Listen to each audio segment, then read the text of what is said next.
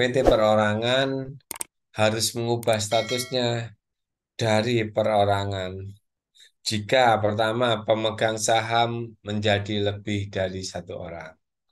Dua, tidak memenuhi kriteria usaha mikro dan kecil, sebagaimana diatur dalam ketentuan perundang-undangan mengenai usaha mikro dan kecil. Jika perubahan status tersebut dapat dilakukan dengan membuat akta perubahan melalui akta notaris dan didaftarkan secara elektronik kepada Kementerian Hukum dan HAM. Pembubaran PT Perorangan ditetapkan dengan keputusan pemegang saham PT Perorangan yang mempunyai kekuatan hukum sama dengan RUPS yang dituangkan dalam pernyataan pembubaran dan pemberitahuan secara elektronik kepada Menteri Hukum dan HAM. PT Perorangan dapat dibubarkan karena hal-hal di bawah ini. Pertama, berdasarkan keputusan PT Perorangan, kekuatan hukum sama dengan pemegang saham. Dua, jangka waktu berdirinya yang ditetapkan dalam pernyataan pendirian atau perubahannya telah berakhir berdasarkan penetapan pengadilan. Tiga, dengan dicabutnya kepailitan berdasarkan putusan pengadilan niaga yang telah mempunyai kekuatan hukum tetap, harta pailit PT Perorangan tidak cukup untuk membayar biaya kepailitan. Harta pailit PT Perorangan yang telah dinyatakan non-pailit berada dalam keadaan insolvensi. Sebagaimana diatur dalam Undang-Undang mengenai kepailitan dan penundaan kewajiban pembayaran hutang. Kenapa suatu perusahaan itu dapat dipailitkan? Dipailitkan itu minimal, ya memang harus ada yang mengajukan atau memiliki dua hutang, minimal dua hutang yang telah jatuh tempo dan PT tersebut tidak bisa melunasi. Iya, harta pailit PT Perorangan telah dinyatakan pailit berada dalam keadaan insolvensi ya. Insolvensi adalah keadaan orang atau PT atau perusahaan yang tidak dapat membayar hutang atau kewajiban keuangannya dengan tepat waktu. Perusahaan atau orang yang terkena kondisi ini dikatakan berada di posisi insolven. Keadaan ini dibagi menjadi dua menurut penyebabnya ada insolvensi arus kas dan insolvensi neraca ya. Kondisi insolvensi ini hampir mirip dengan pilot, cuma lebih parah lagi. Dalam hal insolvensi ini dikatakan akumulasi utang debitur telah melebihi harta yang dimiliki. Lima, dicabutnya perizinan menurut PT Perorangan sehingga mewajibkan PT Perorangan melakukan likuidasi dengan mengisi pernyataan pembubaran. Likuidasi itu apa, Adik? Likuidasi adalah pembubaran perusahaan oleh likuidator dan sekaligus pemberesan dengan cara penjualan harta perusahaan, penagihan piutang, pelunasan hutang, dan penyelesaian sisa hutang ataupun harta di antara para pemiliknya. Yang menangani proses likuidasi ini biasanya kurator. Ya. Sebab berikutnya akan yang saya bahas tentang holding company.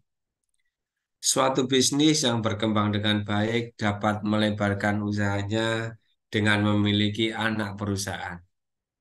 Semakin bertambah anak perusahaan, menjadikan kesemuanya membentuk suatu grup dengan satu perusahaan utama yang memimpin, yang disebut dengan perusahaan induk atau holding company. Holding company ada perusahaan yang menjadi perusahaan utama yang mengatur, mengendalikan, dan mengawasi kinerja dari beberapa anak perusahaan yang tergabung di dalam satu grup perusahaan. Holding company adalah perusahaan yang menjadi perusahaan utama, artinya perusahaan induk nggih, yang mengatur, mengendalikan, dan mengawasi kinerja dari beberapa anak perusahaan yang tergabung dalam satu grup perusahaan. Holding company ini berperan dalam merencanakan, mengkoordinasikan, mengkonsolidasikan, mengembangkan, serta mengendalikan dengan tujuan apa? Untuk mengoptimalkan kinerja perusahaan secara keseluruhan, termasuk anak perusahaan dan juga afiliasi-afiliasinya. Secara sederhana, holding company atau perusahaan induk dapat diartikan sebagai pemimpin dari suatu grup perusahaan. Pemimpin yang bertanggung jawab dalam perencanaan, koordinasi, dan pengendalian anak perusahaan agar seluruh tujuan awal terbentuknya holding company dapat tercapai oleh seluruh perusahaan.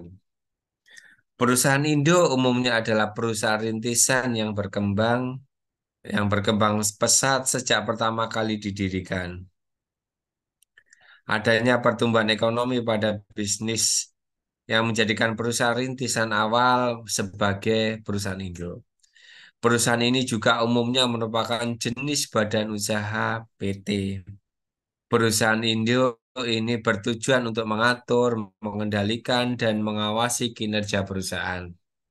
Sebagai pemimpin, perusahaan induk berperan merencanakan dan melakukan koordinasi terhadap anak perusahaan, mampu mengendalikan dan melakukan evaluasi terhadap rencana yang dijalankan. Ada dua jenis perusahaan induk atau holding company di dunia bisnis ini. Pertama ada investment holding company dan operating holding company. Investment holding company yaitu perusahaan induk yang kepemilikan sahamnya di anak perusahaannya hanya sebatas untuk investasi. Karena itu perusahaan induk jarang sekali ikut campur dalam pengelolaan anak perusahaan. Yang berikutnya adalah operating holding company, yaitu perusahaan induk ikut mengawasi pengambilan keputusan di anak perusahaan. Hal ini dapat dilakukan dengan beberapa cara seperti hak veto yang artinya jika perusahaan induk merupakan pemegang saham mayoritas di anak perusahaan dan komposisi kepemilikan saham di anak perusahaan memungkinkan perusahaan induk untuk memenuhi quorum rapat umum pemegang saham atau RUPS. Nah, ada yang kita kenal dengan selain holding company itu ada yang konser ya. Konser yaitu bedanya apa ya? Holding company yaitu suatu perusahaan yang bertujuan untuk memiliki saham dalam satu atau lebih perusahaan lain dan mengatur satu atau lebih perusahaan lain tersebut. Jadi yang mengatur. Sedangkan konser yaitu perusahaan kelompok yang terbentuk berdasarkan kerjasama di antara perusahaan-perusahaan. Jadi perusahaan-perusahaan yang gabung jadi satu bekerja sama itu disebut konser ya, konsen. Cara lain untuk keanggotaan direksi dan atau dewan komisaris yang artinya perusahaan induk dapat mengutus perwakilannya untuk menjadi direktur atau komisaris di anak perusahaan sehingga dapat memiliki sarana pengawasan dan pengendalian atas anak perusahaannya. Jadi yang di operating holding company ini perusahaan atau PT tersebut, PT induknya atau holding company-nya itu memiliki hak veto karena dia merupakan pemegang saham mayoritas di anak perusahaan dan komposisi kepemilikan saham di anak perusahaan memungkinkan perusahaan induk untuk melakukan untuk karena kan selalu terpenuhi korumnya ya korum ya sehingga dia dapat melakukan rapat umum pemegang saham atau RUPS. Selain itu, perusahaan induk memiliki ciri-ciri umum seperti adanya konglomerat yang dimiliki oleh satu atau beberapa orang saja. Ciri lain dari holding company antara lain, pertama, memiliki anak perusahaan yang berada dalam satu grup yang sama. Dua, memiliki pengelolaan bisnis yang terdapat dalam suatu manajemen terpisah. Anak perusahaannya dalam grup yang sama ya, tapi manajemennya terpisah. Yang ketiga, memegang kendali dalam keseluruhan proses bisnis yang terdapat pada setiap anak perusahaan. Dan keempat, memiliki sebagian atau sebagian besar saham anak perusahaan. Meskipun terbentuk secara alami, sebuah perusahaan mengalami beberapa proses sebelum akhirnya menjadi induk dari suatu grup. Apa saja proses yang dilaluinya? Pertama adalah proses residu. Proses residu adalah proses pemisahan sebuah perusahaan dari perusahaan lainnya karena terjadinya pemecahan sektor usaha yang dijalankan. Perusahaan yang terpisah ini nantinya akan menjadi perusahaan mandiri, sedangkan sisa atau residunya akan menjadi holding.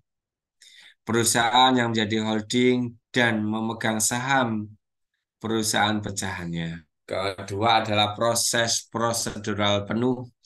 Proses ini jika perusahaan induk merupakan perusahaan independen dan bukan dari pemisahan yang terjadi dalam perusahaan.